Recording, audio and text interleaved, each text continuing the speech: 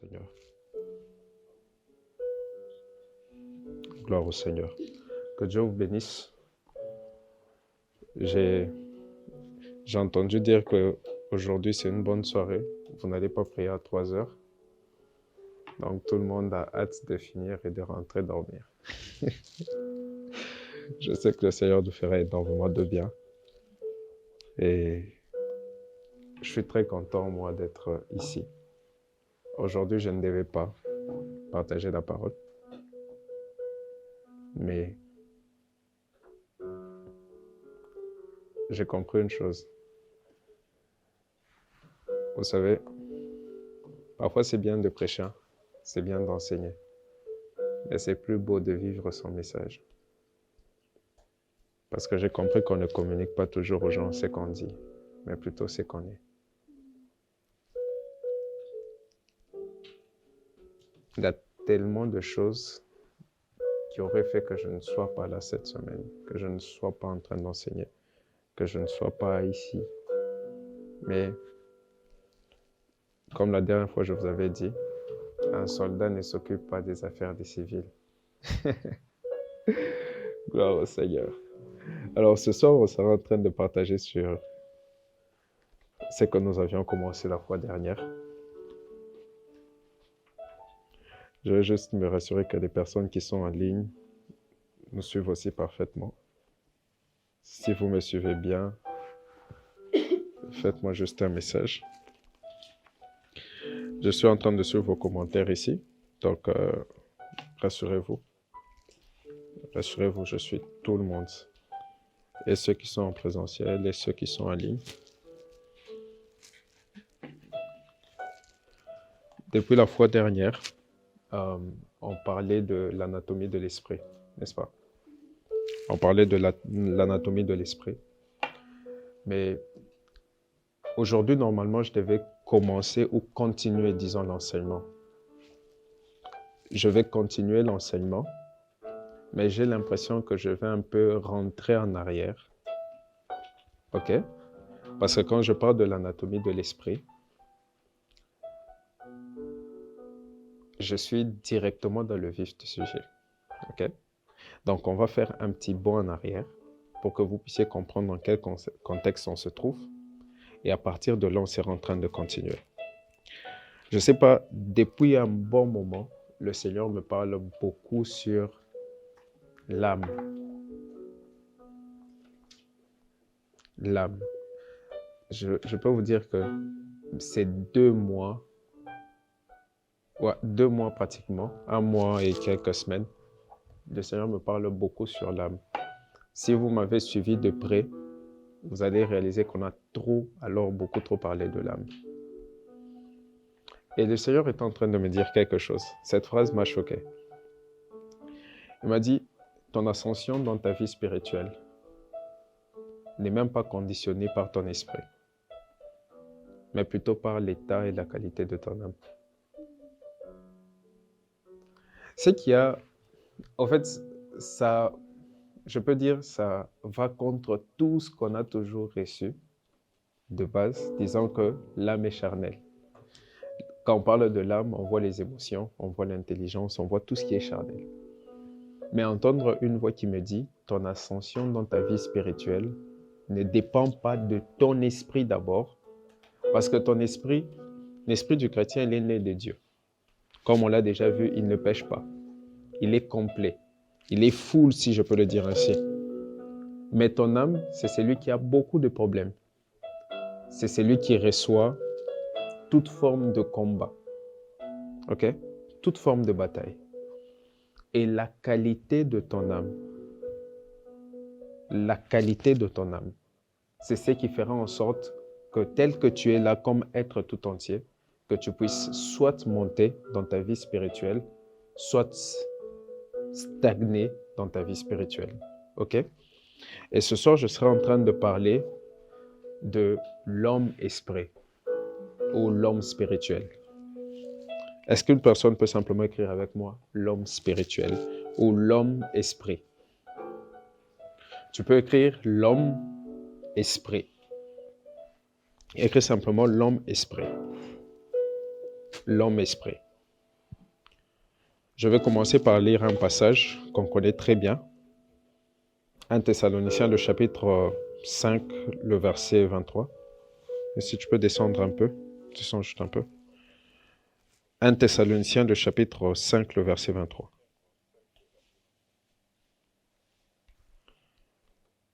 « 1 Thessaloniciens, le chapitre 5, le verset 23. Je ne t'ai pas dit arrête, j'ai dit descends.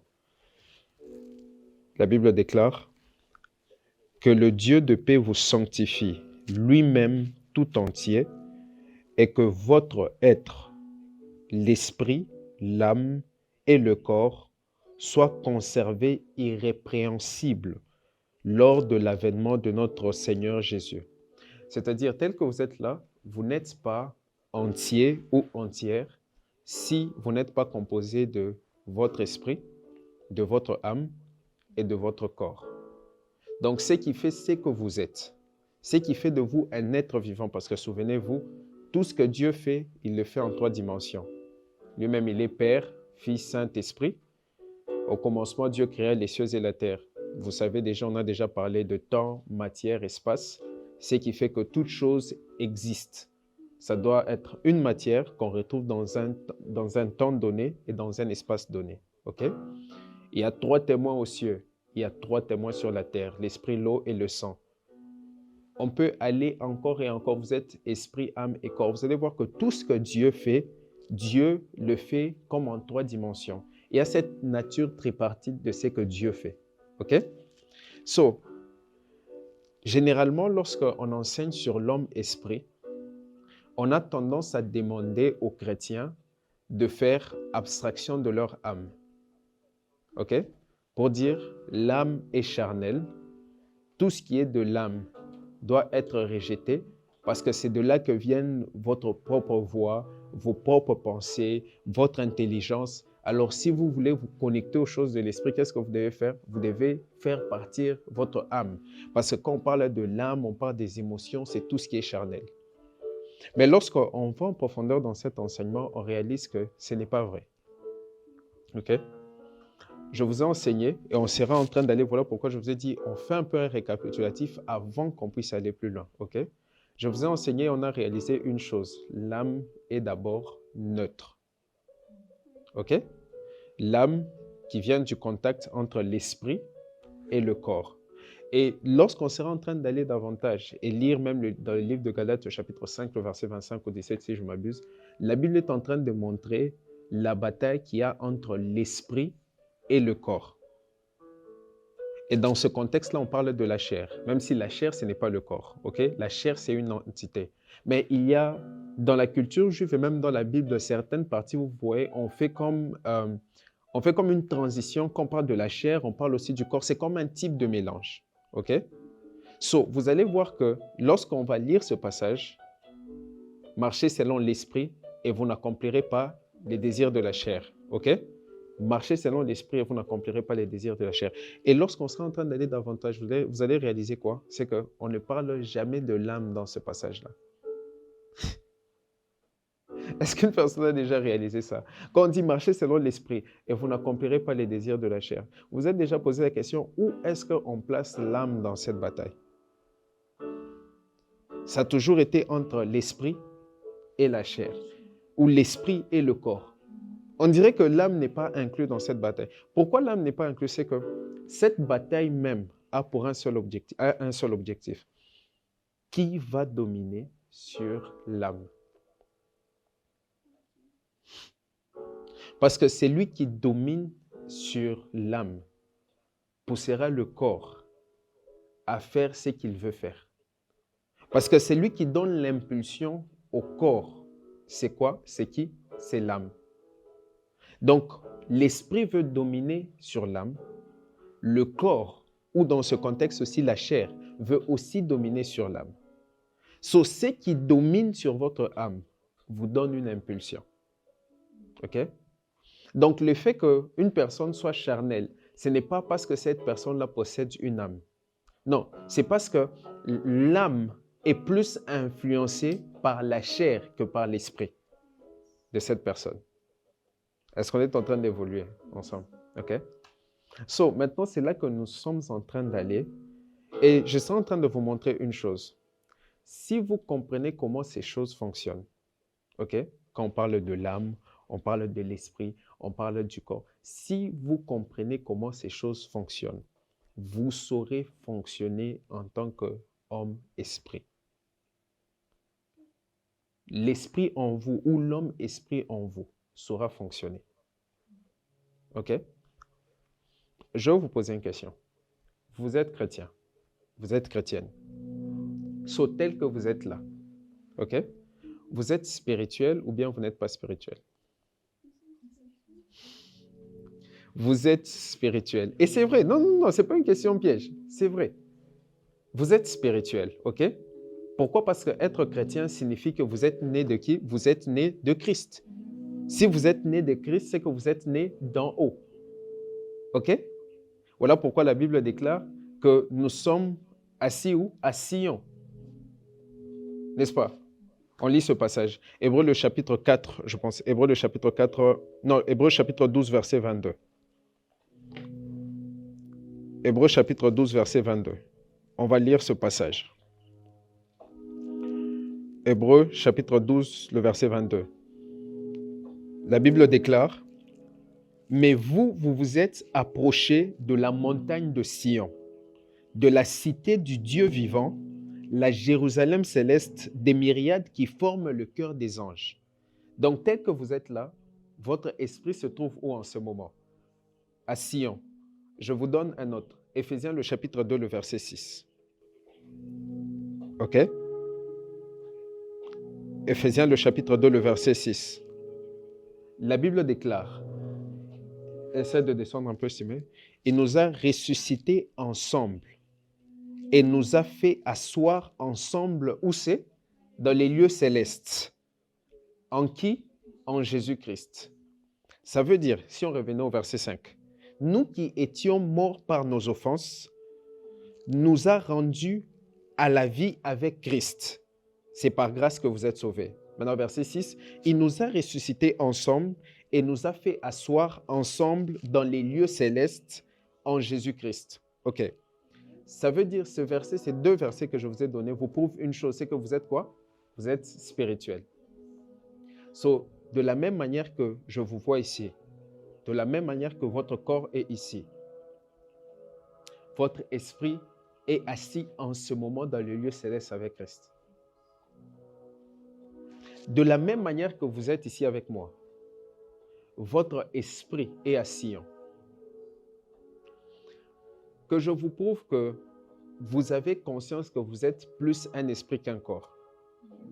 Lorsque une personne meurt, pourquoi vous dites qu'elle est partie?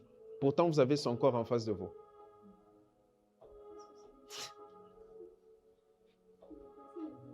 Vous avez le corps en face de vous, mais vous vous mettez à pleurer. Elle est partie. Elle est partie. Elle est partie où? Le corps est toujours en face de vous.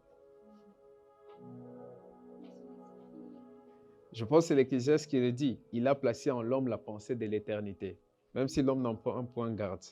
Tel que vous êtes là, vous avez plus conscience de l'esprit que vous êtes que du corps. Voilà pourquoi on dit en réalité dans l'homme, c'est quoi? C'est l'esprit. L'assurance des choses spirituelles que vous avez, c'est parce que l'esprit en vous connaît ces choses. Même si votre intelligence, votre connaissance naturelle ne peut pas tout expliquer. Vous avez conscience que vous êtes esprit. Maintenant, le problème, c'est quoi? Vous avez conscience que vous êtes esprit. Parce que vous êtes né de Christ, vous vivez selon l'esprit. N'est-ce pas? Mais il y a une chose. Au-delà de vivre selon l'esprit, ce n'est pas vivre selon l'esprit ne dépend que d'un seul facteur, naître de Christ. Quand on dit vous vivez selon l'esprit, ça veut dire c'est l'esprit de Christ, l'esprit de Dieu qui vivifie, qui vous donne la vie, la Zoé. OK? Parce que je suis né de Christ, je suis né de nouveau. Et vous savez, à Cabot, on préfère l'expression je suis né d'en haut. Parce que lorsque vous allez dans l'originel, en réalité, il n'y a pas né de nouveau, c'est plutôt né d'en haut. Ça veut dire je suis né d'en haut. Donc, je vis selon l'esprit. OK? C'est l'esprit qui place en moi le mouvement, l'être. Vous connaissez ce passage, n'est-ce pas? C'est l'esprit. Donc là, je fais quoi? Je vis selon l'esprit. Maintenant, le problème, c'est quoi? Vous vous posez la question, pourquoi il y a un contraste entre ce que la parole de Dieu dit de vous, qui vivez selon l'esprit, et ce que vous vivez en réalité? Si je vis, je suis assis avec Christ dans les lieux célestes, comment ça se fait que je vis des oppressions des démons? Comment ça se fait que la nuit, je sens comme si on m'étrangle? Comment ça se fait que je vis X ou Y chose? On dirait que tout ce que la Bible dit, 90% de ces choses-là, je ne les vis pas. Mais pourtant, je suis chrétien. Pourtant, j'ai reçu Christ. Mais pourquoi ma vie, on dirait, elle ne reflète pas à 100% les standards que la Bible dit que je devrais refléter? OK? Parce que ces facteurs-là, maintenant, ne dépendent pas du fait de vivre selon l'esprit.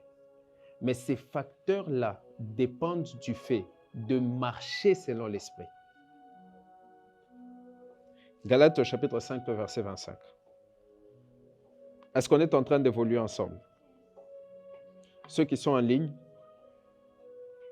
faites-moi signe si nous sommes en train d'évoluer ensemble. Galates au chapitre 5, le verset 25. Oui. Galates, le chapitre 5, verset 25, Mm. de Jésus. Si nous vivons par l'Esprit, marchons aussi selon l'Esprit. Si nous vivons par l'Esprit, marchons aussi selon l'Esprit. Donc, il y a une différence entre vivre par l'Esprit et marcher aussi selon l'Esprit. OK? Maintenant, il y a un problème ici. Je vous avais dit, Dieu est le fabricant, le fondateur. C'est lui qui vous a créé. Votre esprit est le directeur. Votre âme est le manager, n'est-ce pas? Votre corps est l'ouvrier. C'est lui qui fait en sorte que tout ce que vous devez faire sur la terre soit possible. OK? So, vous voulez écouter Dieu. Vous voulez vivre la vie de l'homme-esprit. Mais il y a un seul problème.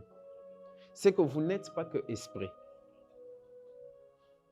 En réalité, en vous, c'est l'esprit. Mais vous n'êtes pas que esprit. Vous êtes esprit, âme et corps. Vous savez pourquoi vous péchez? C'est en fait la preuve que il y a cette nature, OK, qui vient de la chair, qui était très parfaite en vous, que vous n'avez pas vaincu par vous-même, mais plutôt par l'œuvre de Christ à la croix. Misérable que je suis, qui me délivrera donc de ce corps de mort? OK? Donc, il y a cette nature qui était attachée à vous autrefois. Et la chose, c'est quoi? Les péchés que vous commettez de temps en temps, c'est une preuve que autrefois, vous étiez scellés à cette nature-là. OK?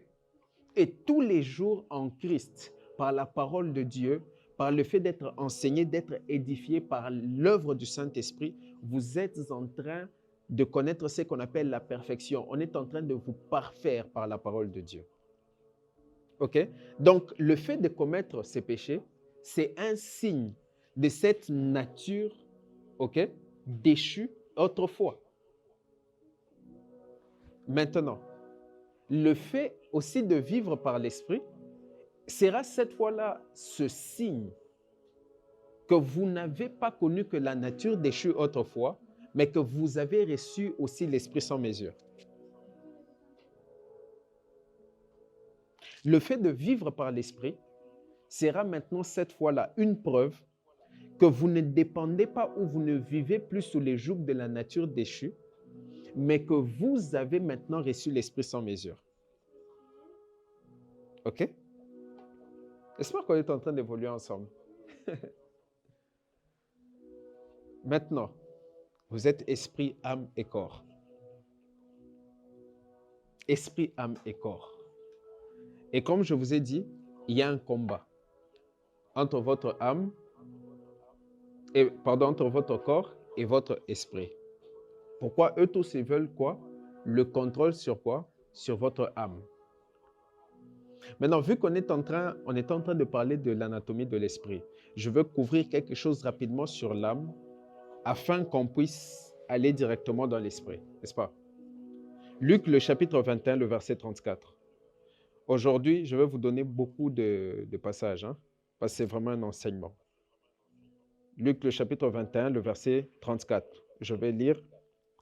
La Bible déclare, « Prenez garde à vous-même », ça c'est la version Louis II, « de crainte que vos cœurs ne s'apesantissent par les excès du manger et du boire et par les soucis de la vie, et que ce jour ne vienne à vous à l'improviste. » Je mets le contexte. Jésus est en train de parler de la signe de la fin des temps.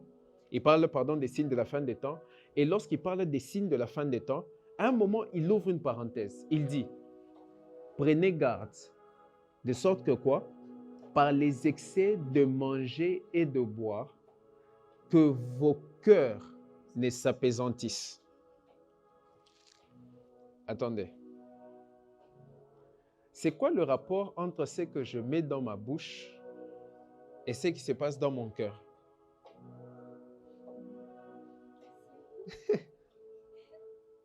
Comment mon cœur peut s'apaisantir à cause de ce que je mets dans ma bouche? À ce que je sache, la nourriture va dans l'estomac, pas dans le cœur. Mais selon l'anatomie spirituelle, ce que tu mets dans ta bouche affecte ton cœur.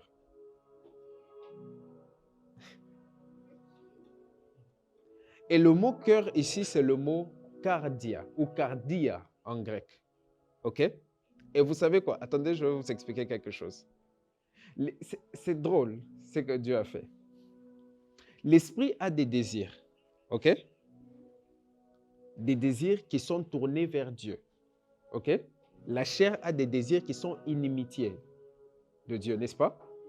Maintenant, Dieu a fait en sorte qu'il y ait un lieu où l'esprit et l'âme se rencontrent. C'est le cœur.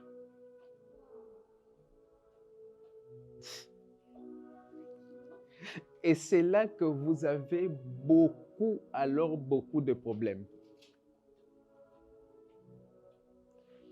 Vous savez, dans la Bible, quand on parle du cœur, ne voyez pas ça.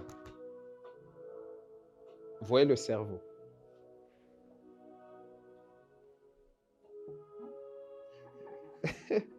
Je vais répéter ça. Dans la Bible, quand on parle du cœur, ne voyez pas cet organe qui fait circuler le sang dans votre corps. Non. Voyez votre cerveau. Parce que dans l'anatomie naturelle, la prise de décision, le centre de tout, des mouvements, ok, comme on l'appelle le centre nerveux, là où vous réfléchissez, là où vous prenez les décisions, tout c'est où? Dans votre cerveau. Mais dans l'anatomie spirituelle, tout se passe dans votre cœur. Le cœur est le centre de vos décisions. Le cœur est le centre de vos mouvements. Le cœur est le centre de tout ce que vous... Avant que vous ne pensiez que vous avez pris la décision là, la Bible vous a déjà enseigné que la décision est venue de votre cœur.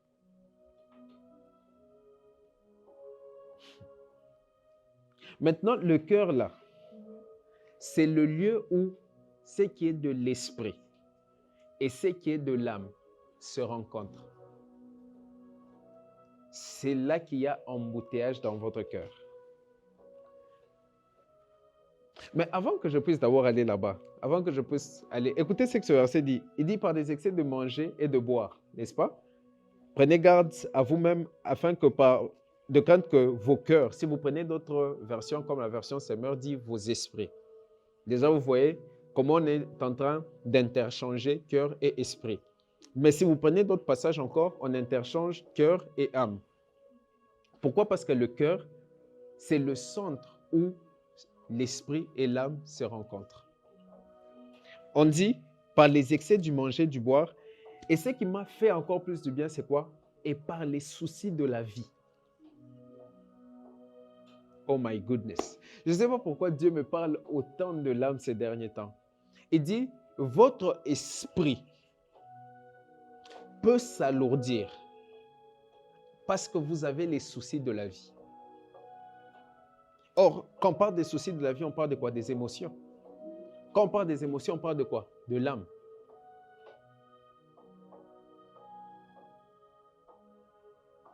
Voilà pourquoi lorsque vous lisez le psaume 103, si je ne m'abuse, la Bible déclare, le psalmiste est en train de dire, mon âme bénit l'Éternel. Souvent, vous lisez mal ce verset-là. David ne dit pas, mon âme bénit l'Éternel, béni à la troisième personne du singulier. Non. Il n'est pas en train de dire, mon âme bénit l'Éternel. Non. Il dit, toi, mon âme, bénis l'Éternel. David est en train de donner un ordre à son âme de bénir l'Éternel. Voilà pourquoi béni est écrit avec S là-bas. Donc, c'est fort possible que David s'est retrouvé dans une situation où il ne voyait pas pourquoi il devait bénir l'Éternel. Donc, il passait certainement par des moments compliqués et très difficiles, où son âme pouvait se mettre à maudire Dieu. Non, mais pourquoi je rate seulement moi les reins, seulement moi les problèmes, la santé, c'est moi ceci, c'est moi cela. Vous voyez, parfois, vous ne le dites pas de votre bouche, mais votre âme a déjà commencé à parler. Votre âme a déjà commencé à maudire Dieu.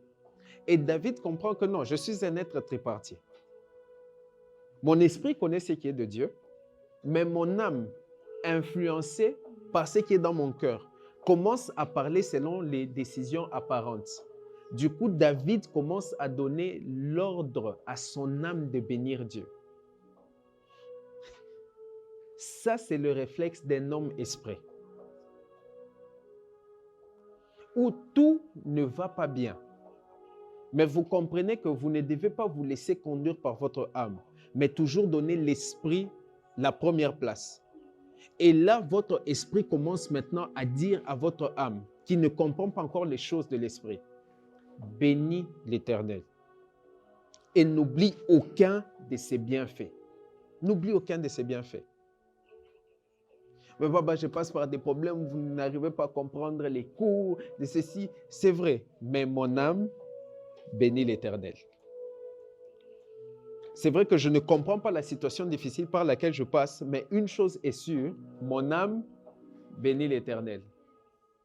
Ça, c'est un exercice que je donne à une personne cette semaine. J'avais le cœur lourd alors que j'étais en train d'avoir cette révélation. Il me disait, parle-leur, parle-leur. C'est un exercice qu'une personne doit prendre cette semaine. À chaque fois que quelque chose va venir dans ton âme pour essayer de te plaindre, ou si on peut utiliser le terme maudire Dieu, même si c'est un peu fort, ou de te lamenter, dis à ton âme, bénis l'Éternel et n'oublie aucun de ses bienfaits. David commence à dire à son âme, si ça ne marche pas aujourd'hui, n'oublie pas ce qu'il a fait autrefois. Pourquoi? Il sait que si je veux suivre le chemin de l'âme, je vais me déconnecter à ce que le Seigneur a déjà prévu pour moi devant.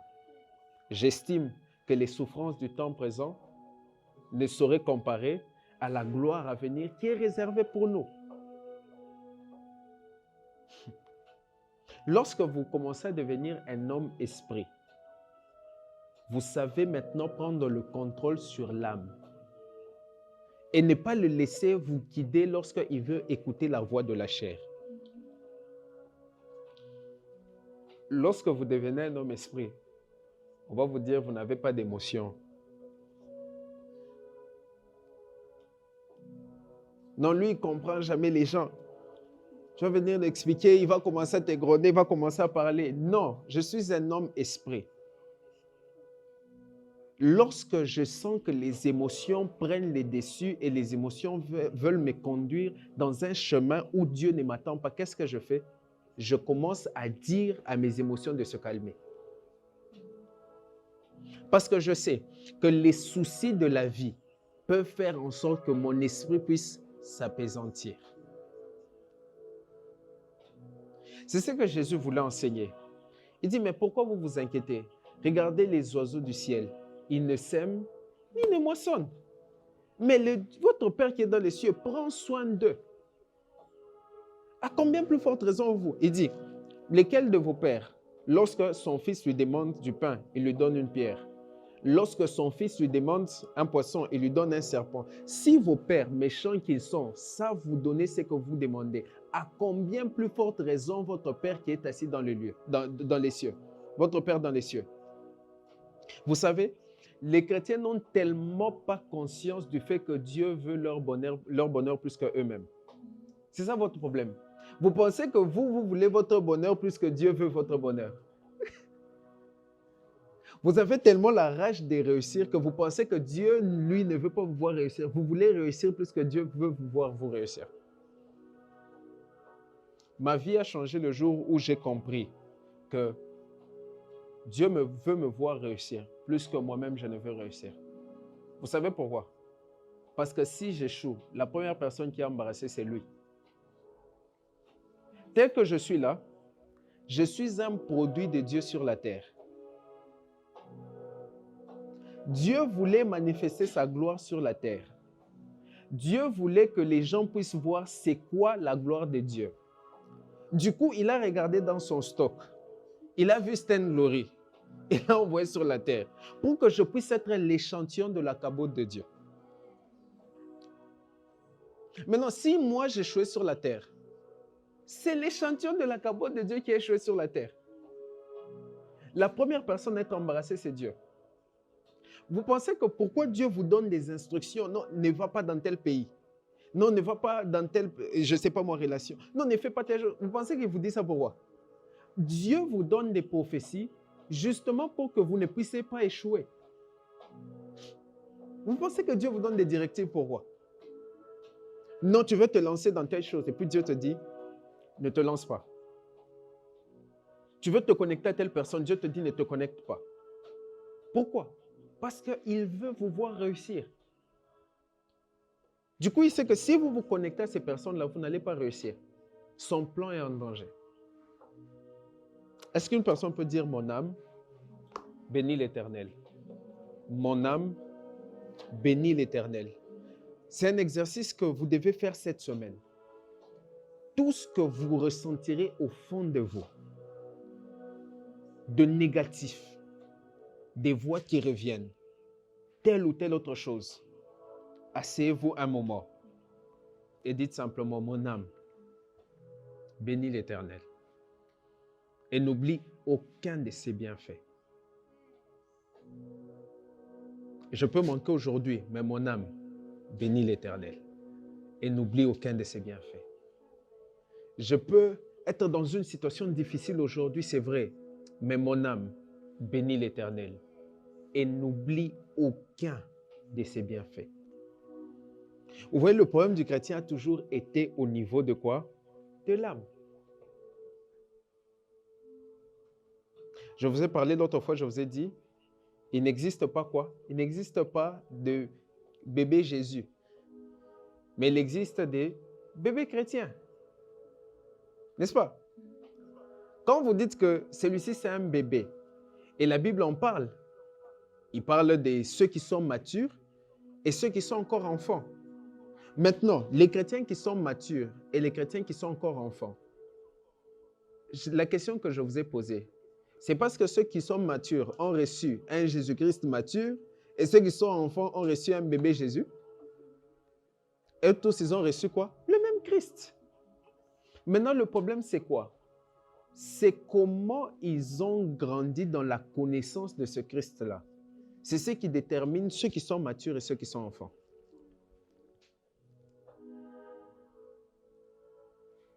La véritable transformation dont vous avez besoin pour grandir dans votre vie spirituelle et bâtir l'homme-esprit commence lorsque vous commencez à bâtir ou à repositionner votre âme.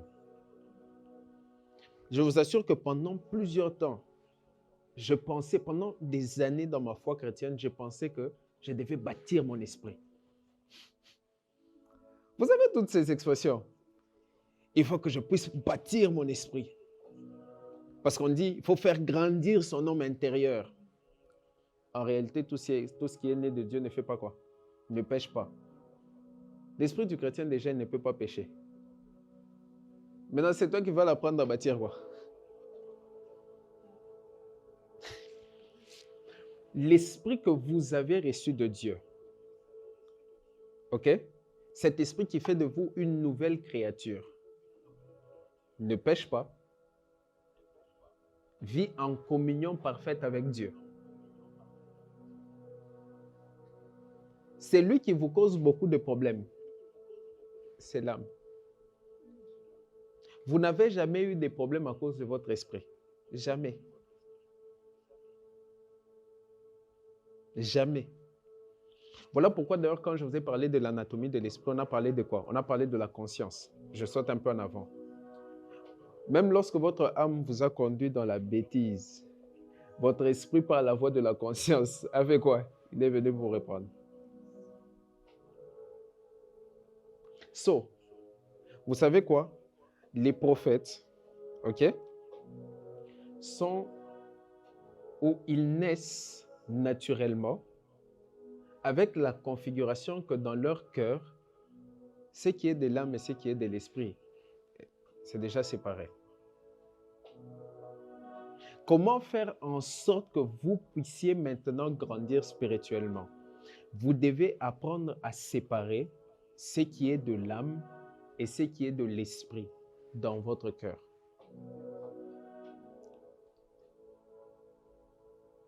Le jour où vous arrivez, où vous parvenez à cela, la voix de Dieu devient claire,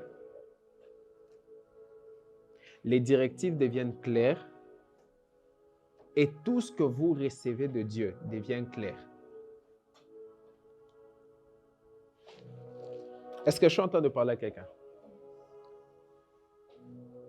Je répète, pour grandir, ok, en tant qu'homme-esprit, vous devez être en mesure de séparer de votre cœur ce qui est de l'âme et ce qui est de quoi?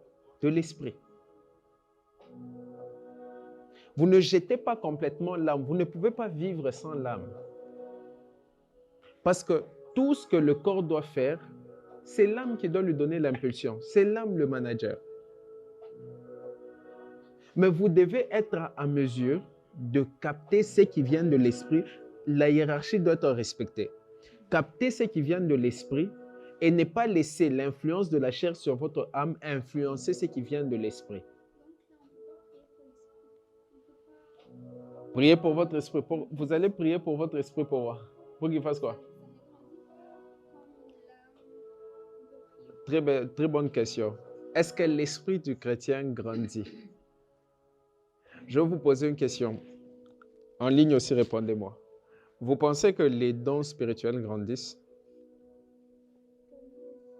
Elle a dit oui. D'abord, on a dit non. Vous pensez que les dons spirituels grandissent? J'ai déjà entendu quelqu'un dire qu'il faut grandir dans les dons spirituels. Non, si quelqu'un n'est pas de Cabo, il va dire oui. Les dons spirituels ne grandissent pas. Vous pensez que l'onction grandit?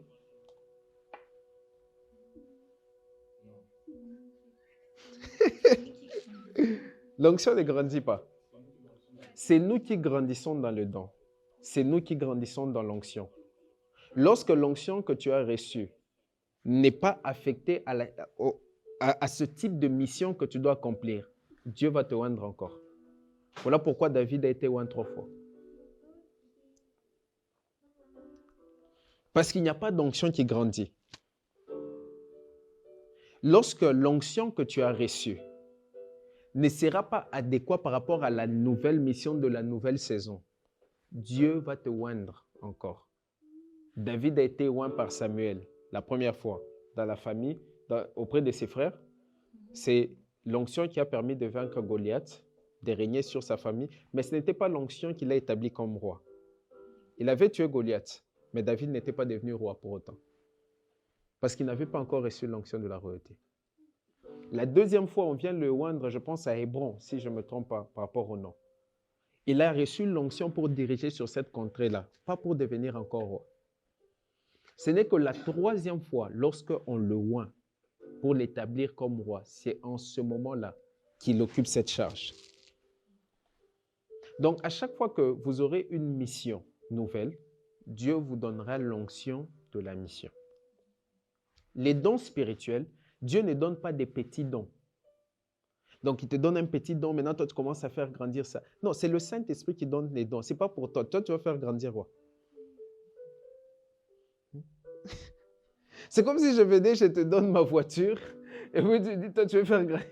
Non, c'est moi qui t'ai donné ça, c'est à moi. C'est moi qui sais comment ça fonctionne. Moi, je t'explique. J'ai ce téléphone, ok? Je vais te faire, c'est un exemple simple, comme ça vous allez comprendre. Si j'ai cet iPhone, et moi tout ce que je sais, c'est que l'iPhone ne prend que des photos. Je ne veux pas télécharger WhatsApp, je ne veux pas télécharger Instagram. Je ne vais jamais utiliser Instagram, je ne vais jamais utiliser WhatsApp. Moi, ça m'est arrivé plusieurs fois. En payant des choses, je ne savais pas que ça pouvait faire telle ou telle autre chose. Par exemple, tu n'as jamais lu, tu ne sais pas que ce téléphone peut te permettre d'utiliser Instagram. Tu vas prendre des photos toute ta vie et tu ne vas jamais utiliser Instagram dessus, n'est-ce pas?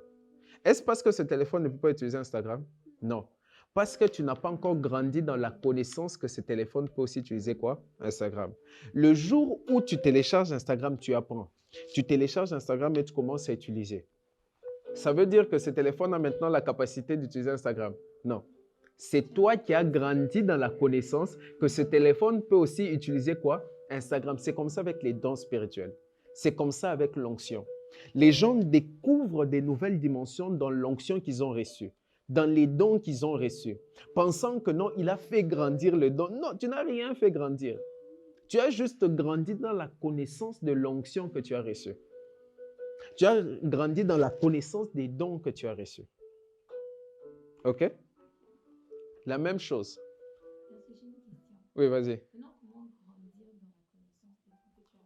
Comment grandir dans la connaissance des dons que tu as reçus? Je pense que j'ai un enseignement sur les dons spirituels. J'avais un peu touché à ça, mais je parlerai de ça, ne vous en faites pas. Je vais encore répondre à cette question-là, OK? Ce que j'allais dire, c'est quoi? C'est que maintenant, l'esprit, en parlant de l'esprit, c'est la même chose que j'ai eu à dire. Vous n'avez pas reçu un petit Christ, OK? Vous n'avez pas reçu un petit esprit que vous allez commencer à faire grandir. Non. Votre esprit, c'est votre esprit, avec d'innombrables possibilités.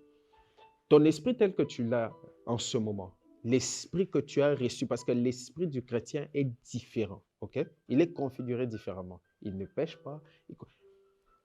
Si quelqu'un est en Christ, il devient une nouvelle créature.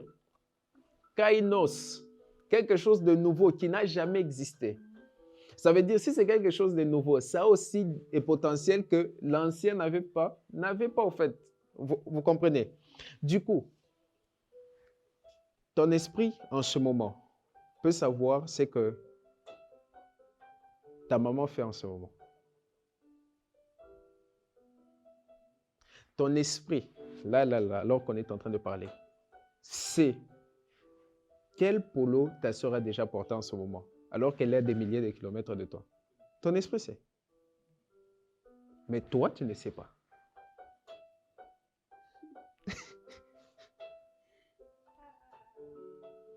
Lorsque tu deviens homme-esprit et que tu connais maintenant les innombrables possibilités de ton esprit et que tu commences à opérer dans ces possibilités, notamment tu opères dans le prophétique, tu as accès à une fraction de l'omniscience de Dieu. Tu penses, non, je peux voir maintenant dans mon esprit, je vois telle chose, je vois que tu es habillé comme ça, je vois que tu penses que ton esprit a grandi. Non. Tu as accédé à une nouvelle dimension des innombrables possibilités de ton esprit. Il n'y a pas des personnes qui ne se connaissent pas comme les chrétiens. Vous savez la différence entre les sorciers, que je vous dise déjà, les sorciers sont charnels. Le diable, charnel. Les sorciers, charnels. Même si on lisait Galates ici, vous allez voir, parmi les œuvres de la chair, on cite aussi la sorcellerie. La Bible t'enseigne que la sorcellerie, c'est charnel.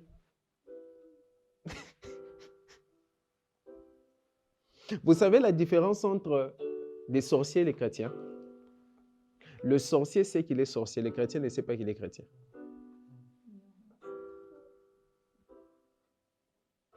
C'est tout. Le sorcier connaît les innombrables possibilités de son esprit. De là où il est entré, le chrétien ne connaît pas. Voilà pourquoi une personne peut faire une année dans la sorcellerie et commencer à faire certaines choses qu'une personne qui a fait 5 ans dans la vie chrétienne ne peut pas faire. Pourquoi? Comment il grandit dans la connaissance de ce qu'il est. Maintenant, première façon pour séparer ce qui est de l'âme et de l'esprit. On en avait parlé, mais comme l'apôtre Paul le dit dans Philippiens, je ne cesse de vous répéter les mêmes choses car cela est pour vous salutaire. OK? Hébreux le chapitre 4, le verset 12. Hébreux le chapitre 4, le verset 12. C'est par là que je vais entrer en profondeur. La Bible dit, car la parole de Dieu est vivante et efficace, plus tranchante qu'une épée quelconque à 2 tranchants, pénétrante jusqu'à partager âme et esprit.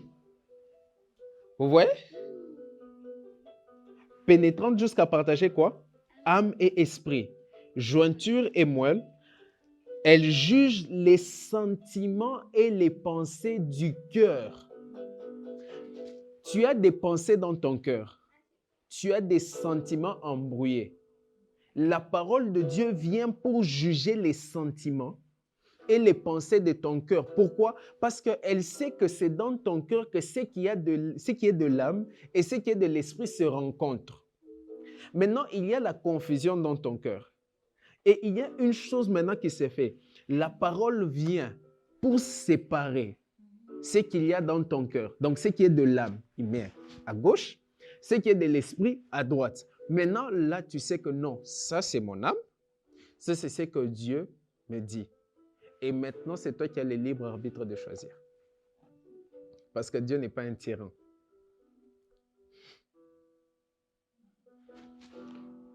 Première façon de séparer ce qui est de l'âme et de l'esprit. C'est quoi? La parole. Et c'est l'un des plus grands moyens. Voilà pourquoi c'est la chose sur laquelle on met de l'emphase même dans la Bible. Vous savez, le fait que beaucoup de gens opèrent de manière charnelle, c'est simplement parce que la parole n'est pas en eux. Simplement parce que la parole n'est pas en eux. Voilà pourquoi une personne se lève. Après, on lui dit, non, on va te faire une incision sur la langue pour que tu commences à prophétiser. C'est une information qui vient vers lui. Maintenant, l'information qui vient vers lui ne trouve pas le niveau de la parole qu'il faut afin de séparer ce qui est de l'âme et de l'esprit. Voilà pourquoi ils se font inciser sur la langue. Parce que si le niveau de la parole est bon en lui, lorsque cette information va venir, la parole est le filtre. La parole va lui dire non. Les dons spirituels ne viennent pas par des incisions sur la langue, mais c'est le Saint-Esprit qui communique les dons spirituels. 1 Corinthiens le chapitre 12, 1 Corinthiens le chapitre 14. Après, il commence à analyser ce qu'on lui dit. Et puis il se dit non, tu vois, la parole devient cette passoire où les choses, les informations de l'âme et de l'esprit passent. Et lorsqu'il y a cette passoire, tu n'es pas ballotté ça et là. Tu sais qu'est-ce qui est de l'âme et qu'est-ce qui est de l'esprit. Le problème, c'est quoi? Tu vas dire, je vais d'abord prier afin que l'esprit me dise. D'abord, tu n'écoutes pas Dieu. Tu veux te faire inciser pour commencer à prophétiser. Donc, tu n'écoutes pas déjà Dieu. Tu vas prier quoi? La parole te dira. Voilà pourquoi j'ai toujours dit, fake prophets are a punishment for fake Christians. C'est tout. Les fake prophets sont pour les fake Christians. Et la Bible l'a déjà expliqué, je vais vous expliquer ça une autre fois. Les faux prophètes, c'est une punition pour les faux chrétiens.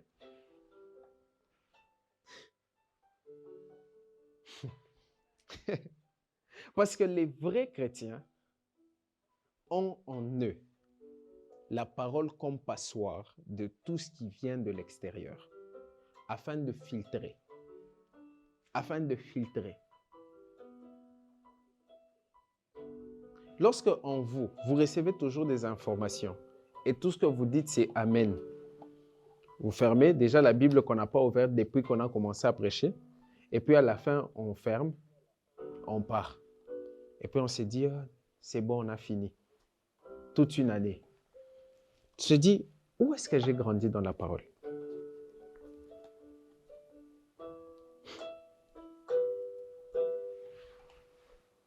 C'est là que maintenant vous réalisez une chose. Pourquoi le diable me combat autant dans mon âme? Par des sentiments, par des émotions bizarres, des problèmes qui n'ont ni tête ni queue, des choses qui commencent juste comme ça.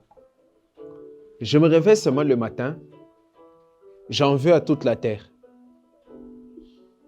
Il y a des gens comme ça. Donc tu t'es seulement réveillé le matin, tu en veux à tout le monde. C'est quoi? Rien. Tu as mal rêvé? Non.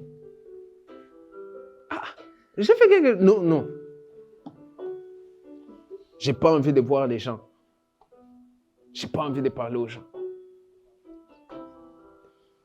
Eh ouais.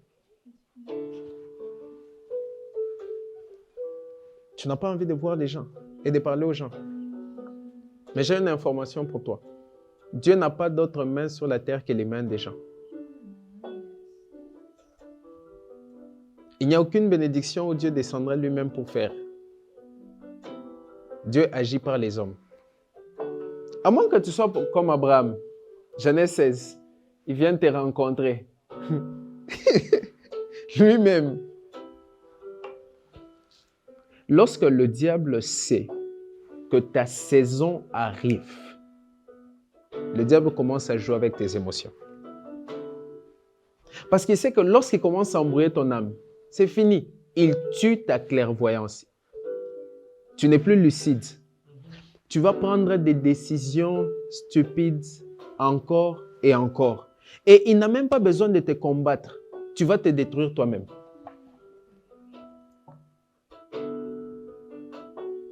Non, je ne veux plus parler aux gens, je ne veux plus voir les gens sont mauvais. Oui, et puis vous commencez à nous faire une série de statuts visés encore et encore et encore et encore. Et la personne qui était censée te connecter à la personne qui devait t'amener quelque part ne te connecte plus. Tu ne veux plus parler aux gens, non? Oui, oui. Pourtant, ça s'arrête là.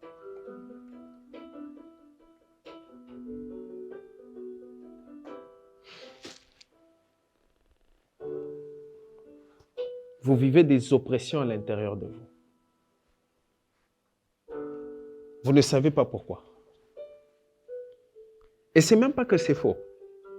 Pour la plupart, tu es juste là, tu sens au fond de toi que non, il y a quelque chose qui ne va pas.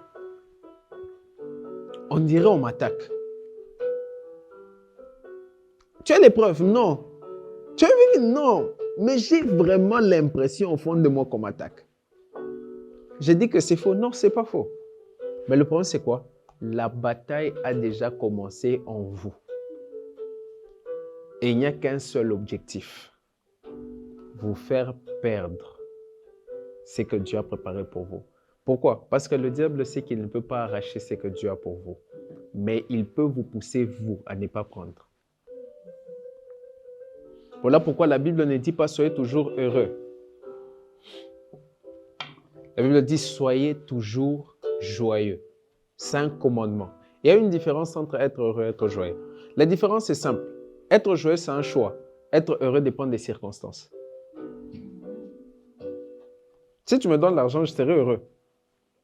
Mais je peux être malade et décider d'être joyeux. Parce que la joie, c'est une force. C'est un choix. Voilà pourquoi parfois tu peux te réveiller comme ça le matin, tu n'as rien, mais tu te réveilles seulement, tu cries « Money is coming ». Money is coming. Tu n'as rien. Mais tu es là, like, I feel like something is coming. Ceux qui sont avec moi savent. Moi, je suis comme ça parfois. Je suis seulement, c'est quoi? Non, I feel it inside of me. Something is coming. Je n'ai pas encore vu. Mais il y a juste quelque chose en moi. Par l'esprit de foi, je commence à confesser des choses. Je sais que ça vient. Tu as déjà vu? Non. On t'avait promis? Non, ça vient, ça vient, ça vient. It's coming, it's coming. Pourquoi? Parce que je sais qu'il y a une bataille à l'intérieur de moi, ou dans mon âme, le diable veut me mettre à terre.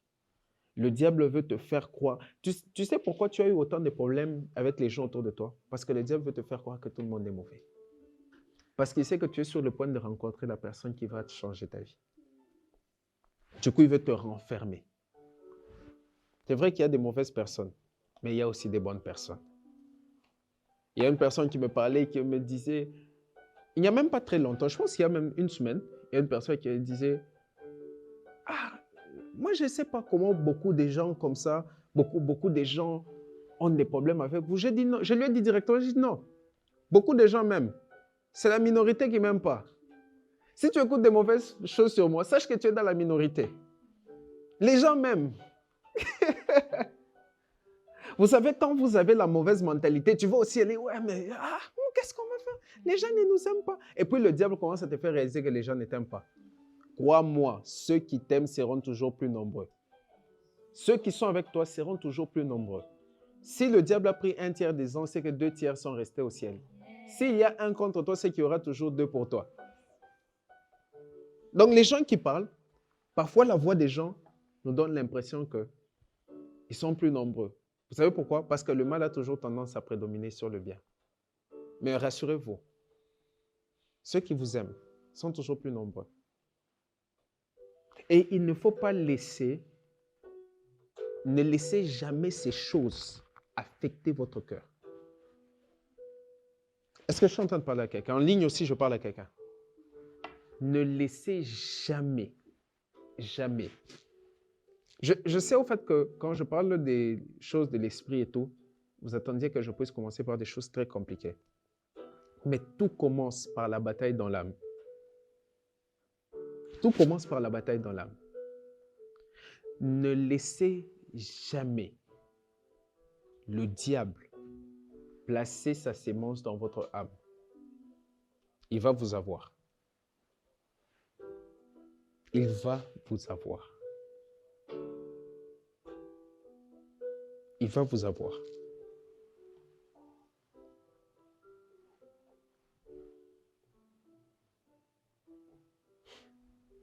Marchez selon l'esprit. Là, maintenant, vous comprenez une chose. Comme j'étais en train de le dire. Votre âme, n'est-ce pas, est neutre. L'esprit et le corps se battent pour avoir le contrôle sur votre âme. Vous savez que votre esprit a des informations qui viennent de Dieu. Votre âme écoute aussi des informations qui viennent de Dieu. Mais le problème de votre âme, c'est qu'il est aussi influencé par la chair. OK? Maintenant, je vous ai parlé de la conscience, n'est-ce pas? Je vous ai dit votre esprit également est tripartite. La conscience, l'intuition et la communion. Ce sont les 3 choses qui forment votre esprit. La conscience, je vous ai dit, c'est la voix de votre esprit. Pas la voix de l'esprit de Dieu, non. La voix de votre esprit à vous-même. Je vous ai dit, quand vous faites le mal, ok? Quand il vous arrive de commettre quelque chose de mal, quoi que vous fassiez, il y a votre conscience qui vous reproche. Vous pouvez mentir, on dit toujours, vous pouvez mentir à tout le monde, n'est-ce pas? Mais vous ne pouvez pas mentir à quoi? À votre conscience. Pourquoi? Parce que c'est la voix de l'esprit à vous. Donc, une chose que je veux vous enseigner, lorsque vous aurez appris à séparer la voix de l'âme et la voix de l'esprit, ok? Si vous voulez prendre, lorsque vous voudrez prendre certaines décisions, lorsque vous voudrez prendre certains chemins dans la vie, écoutez la voix de votre conscience.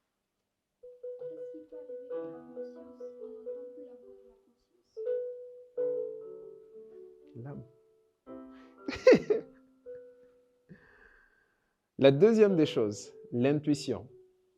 Aujourd'hui, je vais énumérer ça comme ça, parce qu'on doit prier, je vais énumérer ça comme ça. Et après, on va faire le deuxième jour, donc on va aller en profondeur. L'intuition. Vous savez, c'est quoi l'intuition? L'intuition, c'est le canal par lequel la voix de Dieu passe pour vous atteindre. L'intuition, c'est le canal de la voix de Dieu vers l'homme. OK? Souvenez-vous, je vous ai toujours enseigné une chose capitale. Une chose capitale. Dieu vit où? Pour vous les chrétiens, Dieu est où? Je ne comprends pas pourquoi les gens doutent ici. Dieu est où? Vous êtes chrétien, non? La question que je vous pose, c'est que Dieu est où? Dieu est en vous. En ligne aussi. Dieu est en vous. OK.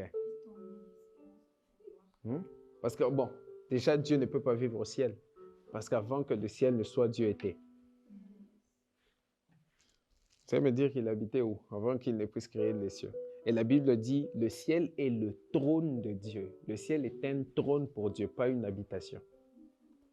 C'est comme si on disait, le ciel, c'est la chaise là où Dieu s'assoit. Voilà pourquoi lorsque Christ est mort, il est descendu, et la Bible dit qu'il est remonté plus haut que même les cieux. Donc, il a même dépassé, far above heavens. Il a même dépassé les cieux pour aller où?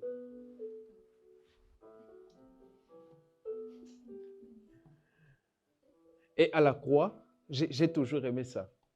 À la croix, lorsque Jésus-Christ est mort, vous savez d'abord que personne n'a tué Jésus. Aucune personne sur la terre n'a le pouvoir de tuer mon Jésus à moi. Il n'y a aucun homme qui a tué Jésus. La Bible déclare que Jésus a rendu son esprit. Il dit, Père, vers toi, je fais quoi? Je rends mon esprit. Il est parti. Donc, c'est comme quelqu'un qui regardait là, et puis il décide de dire, ah bon, je meurs. Ok, ça maintenant, en fait, c'est une très bonne question. J'allais même vous poser ça. J'allais même vous dire pourquoi pour vous on dit vous avez rendu l'âme, mais pour Jésus on a dit il a rendu l'esprit.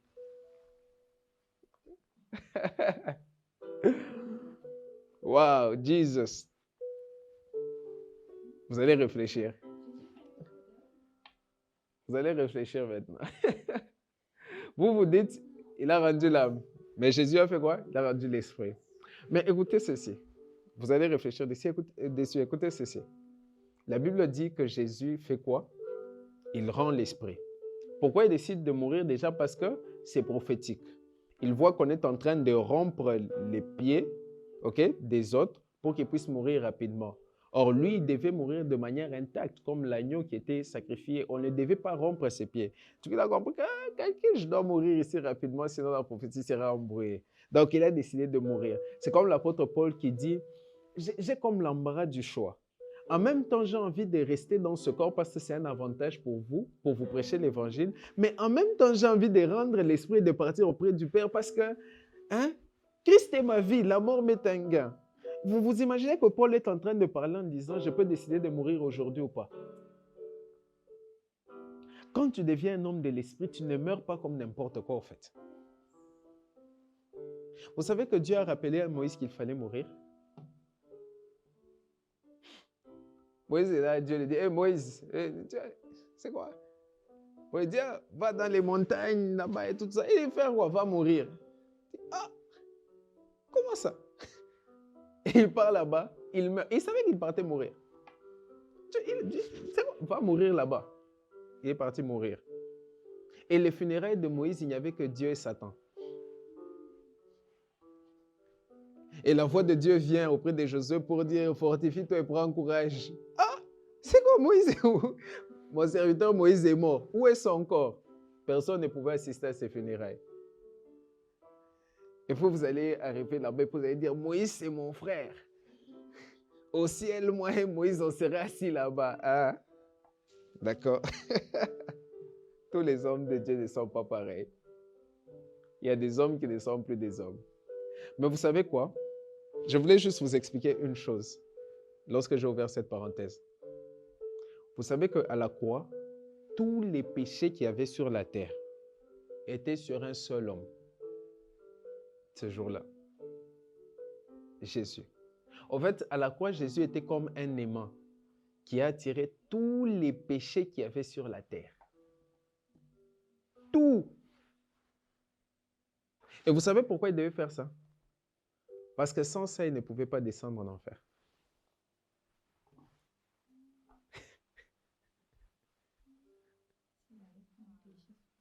Il n'avait pas de péché. Comment il est là, il est en enfer? N'oubliez pas que celui-là, c'est Jésus, c'est l'homme. Il y a la dimension du Fils de l'homme et la dimension du Fils de Dieu. Vous savez ce qui est choquant encore? C'est que la Bible dit que le même qui est descendu, c'est le même qui a fait quoi? Qui est monté. Vous savez que Jésus-Christ est monté au ciel avec ce corps.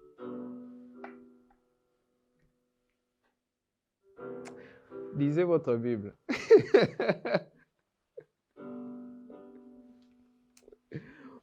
Oh my goodness. Ou il pouvait dire à Thomas, viens toucher. Thomas est venu, il a touché. Il dit, ah, il y a les plaies, il y a tout. Après, il les enseigne. Et avec ce corps-là, il monte. Parce qu'il est descendu en enfer pour prendre la clé de la mort.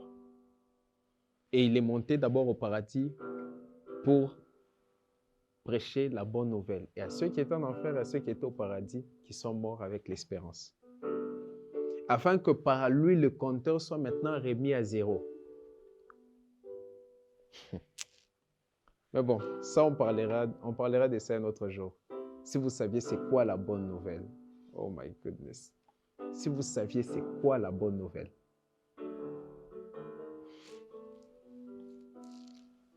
Je parlais de quoi déjà?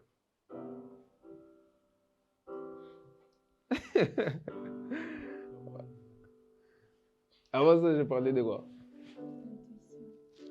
Je parlais de l'intuition. Très bien. En ligne, je parlais de quoi? Je parlais de l'intuition. OK? Très bien. Vous avez 5 sens physiques. Mais quand on ira dans la Bible, vous verrez que je peux vous mentionner plus de 15 sens que vous avez.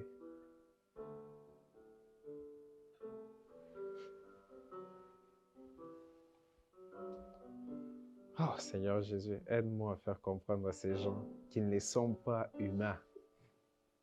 Aide-moi.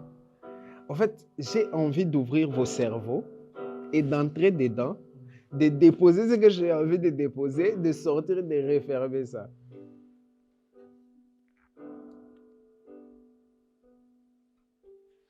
Ça vous est arrivé plusieurs fois de penser à quelqu'un et de rencontrer la personne la minute d'après.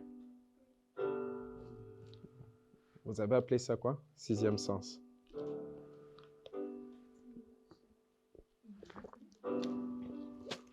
N'est-ce pas? Ça vous est arrivé de rencontrer une personne et d'avoir l'impression, sans explication logique, que cette personne-là n'était pas une bonne personne. Et avec le temps, lorsque vous avez réuni certaines choses, vous réalisez que c'est vrai, ce n'est pas une bonne personne.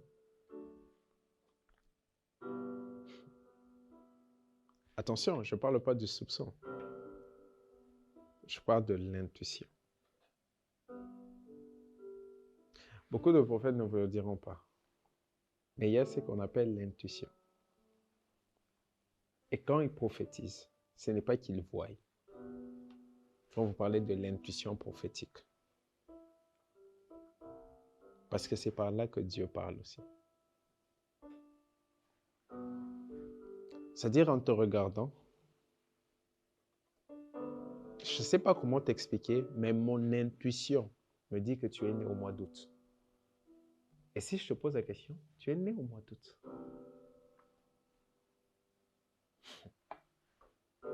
Mais c'est très dangereux lorsque vous n'avez pas encore séparé la voix de l'âme et de l'esprit.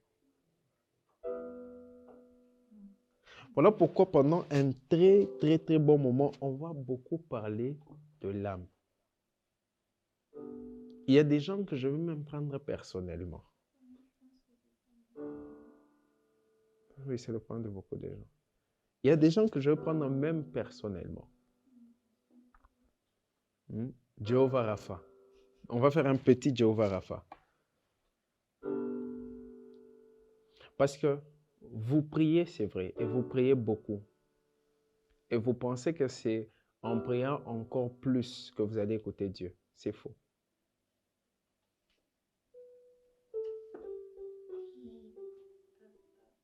C'est très faux. La prière est faite pour l'intimité. Ce n'est pas fait avec pour objectif de commencer à écouter Dieu pour prophétiser. Voilà pourquoi d'ailleurs vous ne l'écoutez pas.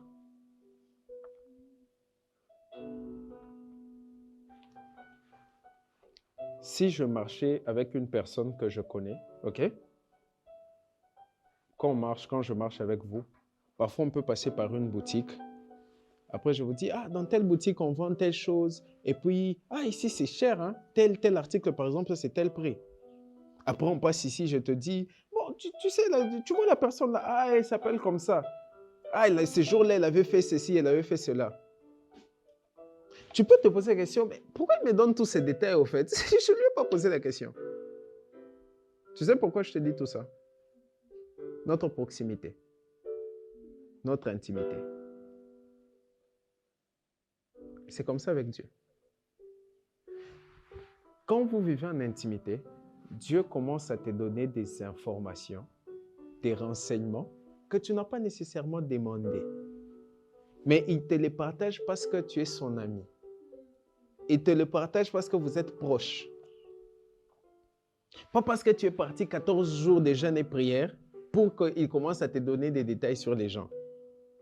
Voilà pourquoi ça fait longtemps que vous priez, mais que vous ne recevez rien. Parce que vous priez avec l'objectif de commencer à écouter Dieu pour les gens. Comment tu veux que Dieu commence à révéler des choses à une personne qu'il ne connaît, qu'il n'appelle pas son ami? Vous savez, Dieu nous connaît tous en tant que créateur. Hein? Il nous connaît tous aussi en tant que père.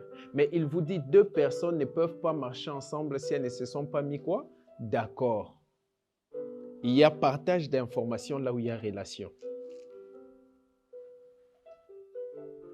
Il n'y a que le chrétien qui pense qu'il y a partage d'informations là où il n'y a pas relation. Ça, c'était juste une parenthèse.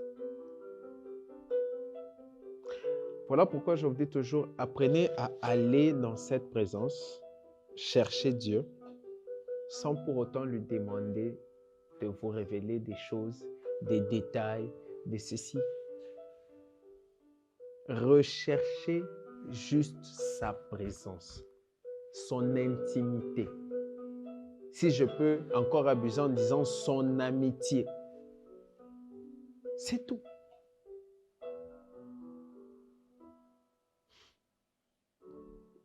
Vous savez pourquoi Moïse était comme il est? Écoutez ce que Dieu dit de lui dans Nombre 12. Quand je parle à un prophète, c'est par des visions, des songes que je lui parle. Mais à Moïse, je parle face à face comme on parle à un ami. Moïse était un ami pour Dieu. Il y a cette dimension, je vous avais parlé de ça, la dimension de l'ami.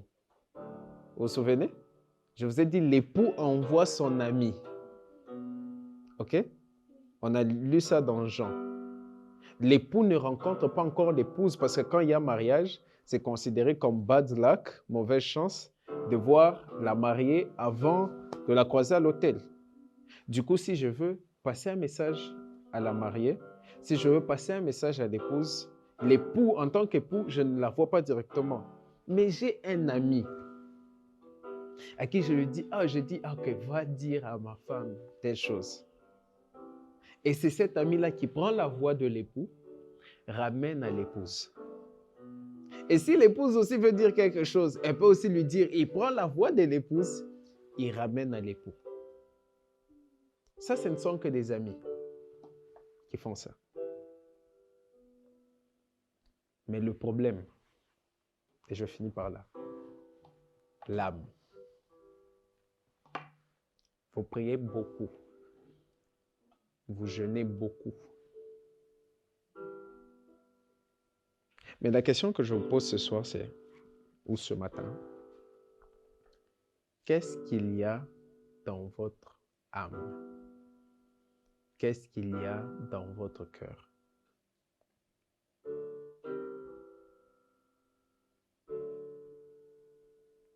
Des centaines de personnes que certains ont déjà renfermées. Non, celui-là, il m'avait fait telle chose. Non, celui-là, il m'avait fait telle chose. Non, 150 personnes renfermées dans ton cœur. Tu pries que Dieu puisse ouvrir les prophétiques. Ça ne va pas s'ouvrir.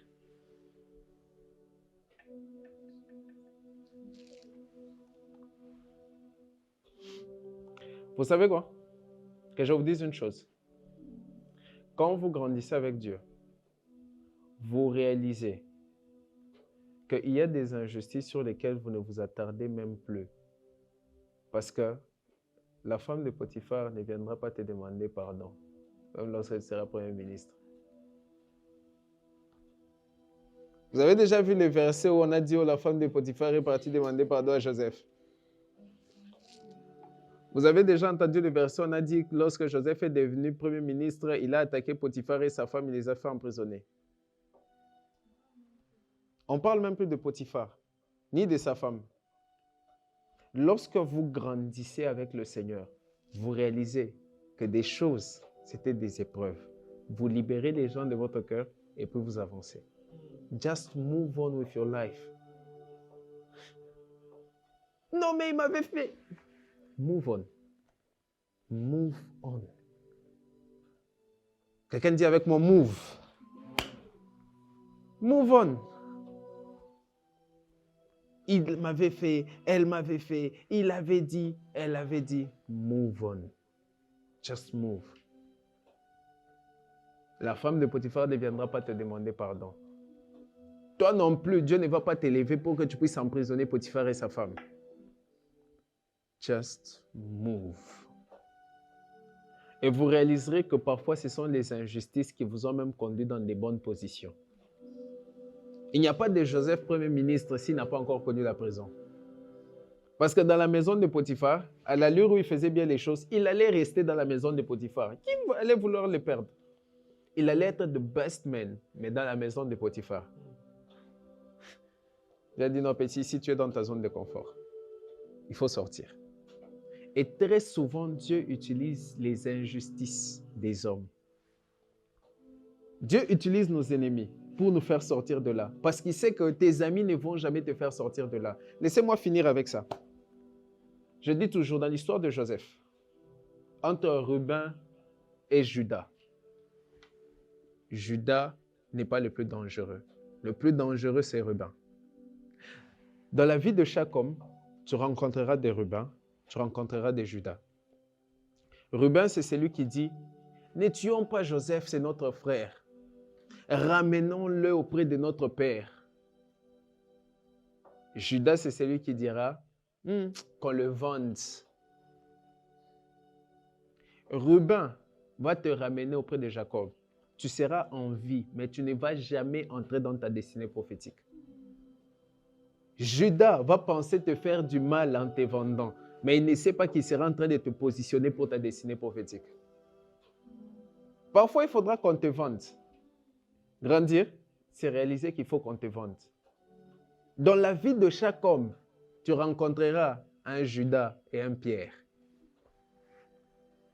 Pierre va dire, pas toi Seigneur, que cette coupe te passe outre, nous avons besoin de toi. Mais il va être prophétique pour dire, arrière de moi Satan, parce qu'il faut que je passe par cette épreuve.